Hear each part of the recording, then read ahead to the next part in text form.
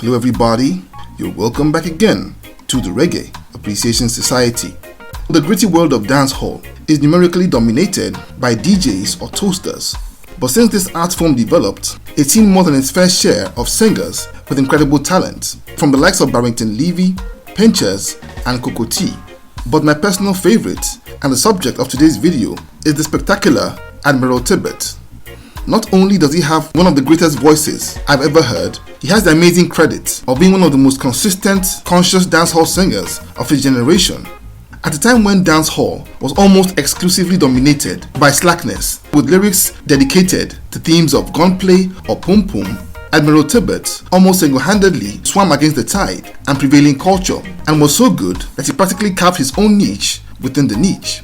He's one artist whose music I was surrounded by and heard plenty of while growing up, but somehow I never knew who he was. In fact, it took years for me to discover that it was Admiral Tibet that sang the hit song Leave People Business Alone. Leave people business alone. Leave people business alone. Along with several others, Admiral Tibet was among the frontline dancehall artists that carried the torch as it made its transition to what became the digital dancehall age, and also is among the most requested artists on this channel. So without further ado, let's take a look at the story and journey of Admiral Tibet. He was born Colonel Allen in a town called Freehill in the St. Mary Parish of Jamaica in 1960, and grew up in that town with his 11 brothers and sisters. He had no musical background and was your average schoolboy, but he had a really strange natural singing ability that everyone in his community noticed from his elementary school days right into his teen years at the Port Maria Secondary School. For years, he heard everyone tell him that he had a great voice, but it wasn't until one day that a selector put a microphone in his hand and he heard his voice booming out of the speakers that he realized that he had something special. He began to do his thing on local sound systems in St. Mary, and around that time began to go by the nickname of Tibet. After finishing from high school in 1979, he would learn the trade of bricklaying and masonry and also sharpen his skills as a rising star on local outfits like the Torpedo Sound System, also in St. Mary. He was by all means a star in his hometown, but would over time start to get the urge to go to Kingston, where the real action was. His dreams came true in 1982 when a friend of his introduced him to a man named Glenn Pope, who lived in Kingston and was friendly with lots of producers. This man in question had a girlfriend in St. Mary and visited every now and then. So after the introduction, Glenn Pope took young Tibet to Kingston, and a few days later took him to King Tubby's studio to voice a few songs in a recording session that he paid for. So Glenn Pope and Tibet would shop that cassette with those initial recordings all over Kingston looking for a break. And when one particular show promoter heard it, he called Tibet over and asked him his stage name. And when he said Tibet, he said the name was too ordinary for his level of talent. He told him that if Josie Wills was the colonel, Brigadier Jerry was the general, and Charlie Chaplin was the principal, then he was the admiral. And from that day, he began to go by the stage name Admiral Tibet. He soon after moving to Kingston would join the 12 tribes of Israel Rasta family, and his new faith would inspire a strong consciousness of spiritual and social issues, and it began to show heavily in his songs and lyrics. And mind you, the year was 1985, and roots reggae with all its spiritual themes had taken a back seat to dancehall with slackness DJs like Yellow Man in heavy demand. But Tibet's talent was so great that he quickly made a name for himself despite his Rasta-oriented lyrics and themes. In fact, one night, he went to perform at a sound system dance and would sing one of his songs titled The War with Babylon Just Can't Over. And when he began to sing it, the response of the crowd was explosive and it went wild at his show. In fact, the reaction was so scary that the promoter had to interrupt his set to allow the crowd to calm down and warned him to stop singing the song to avoid the police shutting down the show. And the experience sent Tibet's confidence soaring, and a friend of his who watched the whole thing advised him to go and check out a producer in Kingston called Sherman Clatcher to record that phenomenal song. I can't play you any part of this awesome song for copyright reasons, but I've left a link to it in the description section for your listening pleasure after watching this video.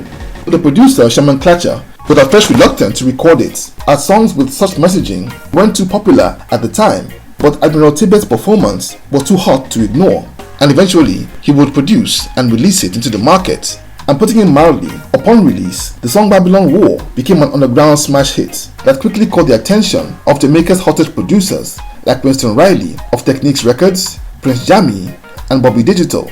And after putting out several singles for these hot producers, it was Prince Jammy that produced his first solo album, Come Into the Light, in 1987. But it was Mr. Riley that produced what became his first true international breakout hit with the song Leave People Business Alone, a track that's simply a banger that made big waves in England and got Admiral Tibet his first overseas playing gigs, as he would go on tour of the UK before the very end of that year. And 1987 was also the year that Prince Jammy produced what became his biggest ever track in the Scorcher titled Serious Time, which sadly I can't play in this video, but I've left a link to it in this video's description section. This track became a massive hit both in Jamaica and overseas, and a few years later, producer Bobby Digital would put together a remix featuring then bitter rivals Shabba Ranks and Ninja Man, and that track marked the reconciliation of the two icons who had been engaged in a very heated lyrical feud. But despite the slew of hit singles, his superstar profile as a red-hot DJ in leading sound systems like Kilimanjaro and Scorpio, Admiral Tibet wouldn't know his worth until the 1989 edition of the Reggae Sunsplash, and would end up being that year's festival star attraction.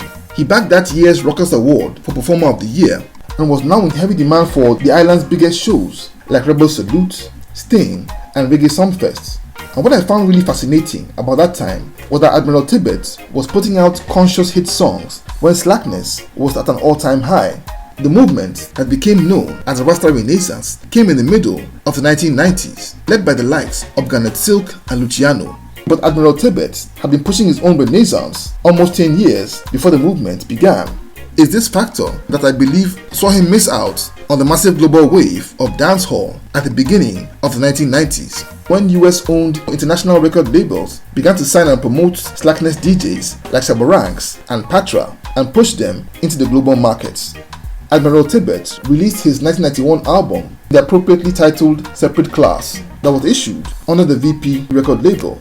But the 1990s saw this icon greatly slow down on recording new material.